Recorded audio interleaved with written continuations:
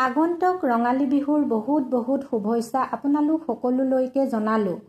বিহুৰ পিঠা বনাম বুলি ভাবিছোঁ, সেয়েহে প্ৰথমতে আৰম্ভণি কৰোঁ। বোলো নাৰিকল পিঠা এটা বনাওঁ। মই চুজি দি নাৰিকলৰ পিঠা বনাম, সেয়েহে চুজি লৈছোঁ মই 1 বাটি আৰু নাৰিকলো মই 1 বাটি লৈছোঁ আৰু চেনি অকণমান লৈছোঁ। চেনিটো নিজৰ সোৱাদ অনুযায়ী ল'ব পাৰে, কম বেছি পৰিমাণে। আৰু এতিয়া চুজি, নাৰিকল, চেনি এই গোটেইখিনি মই মিক্সিত মাৰি ল'ম। চাই থাকিব আপোনালোকে ভিডিঅ'টো একেবাৰে স্কিপ নকৰাকৈ। এয়া চেনিখিনিও মই মাৰি ল'লোঁ আৰু নাৰিকলখিনিও মই মিক্সিত মাৰি ল'লোঁ আৰু এইফালে চুজিখিনিও মই মিহি কৰি মাৰি ল'লোঁ। এতিয়া এই তিনিওটা বস্তু মই ভালদৰে মিক্স কৰিম। এতিয়া মই গোটেইখিনি মিক্স কৰি ল'ম। প্ৰথমতে মই চুজিখিনি দিছোঁ, তাৰপিছত মই নাৰিকলখিনি দিছোঁ, তাৰপিছত মই চেনি দিছোঁ। চেনিটো অলপ অলপ দিব, বহুত বেছি মিঠা হ'লেও খাবলৈ ভাল নালাগিব। ভালদৰে আৰু অকণমান নিমখ দিছোঁ। এতিয়া ভালদৰে মই এইখিনি মাৰি ল'ম। ভালদৰে মিক্স কৰি ল'লেহে ভাল লাগিব খাবলৈ। এয়া চাওক, মই ভালদৰে গোটেইখিনি মিক্স কৰি লৈছোঁ। ইয়াতে অকণমান মই গাখীৰ দিম। এয়া চাওক, অলপ 1 চামুচ 2 চামুচ দিছোঁ। একেলগে গাখীৰখিনি বেছিকৈ দি নিদিব, পনীয়া হৈ গ'লে পিঠাটো ভাঙি যাব। সেইটো কাৰণে অলপ অলপকৈ গাখীৰখিনি দিব। বহুত বেছি গাখীৰ নালাগে বাৰু। চেনিটো মই অলপ কমাই দিছোঁ। এয়া গোটেইখিনি মই মিক্স কৰি ল'লোঁ। অলপ সময় মই এনেকৈ মাৰি ল'লোঁ, 10-15 মিনিটমান সময়। আৰু এতিয়া মই অলপ সময় ঢাকি থৈ দিম। যিহেতু চুজি হয়, অলপ ফুলিব, সেইটো কাৰণে মই অলপ সময় এনেকৈ ঢাকি থৈ দিম। অলপ মানে 10 মিনিটমান। এয়া 10 মিনিট পিছত মই চাইছোঁ। এয়া চাওক, অলপ কোমল হৈছে। এতিয়া মই হাততে অকণমান ঘিউ সানি ল'ম।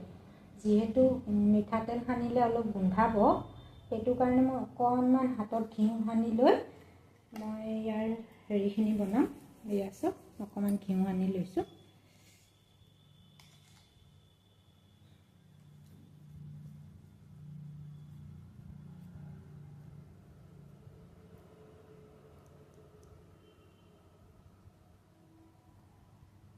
এনেকুৱা কৰিছোঁ চাওক।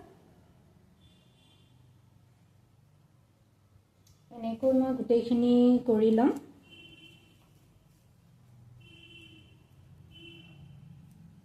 আৰু এটা কৰি দেখাইছোঁ বাৰু মই।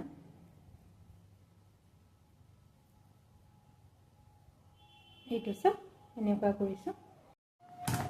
এয়া গোটেইখিনি মই পিঠাৰ শ্বেপ দি ল'লোঁ। এতিয়া মই বনাম আৰু।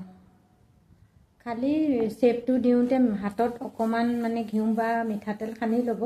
কিন্তু মিঠাতেল সানিলে যিহেতু অলপ কেঁচাৰ গোন্ধ ওলায়, সেইটো কাৰণে অলপ ঘিউ সানি ল'ব আৰু কাঁহীখনতো অলপমান ঘিউ সানি ল'ব, নহ'বা পিঠাটো লাগি ধৰিব। এয়া কেৰাহীখনত মই তেল দিলোঁ, গৰম হৈ গ'ল।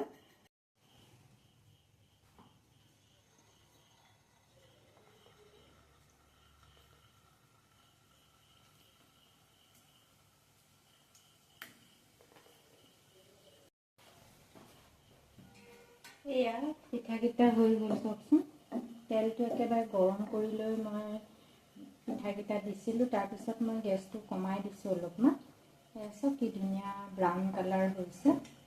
এতিয়া মই এনেকৈ গোটেইখিনি পিঠা মই বনাই ল'ম।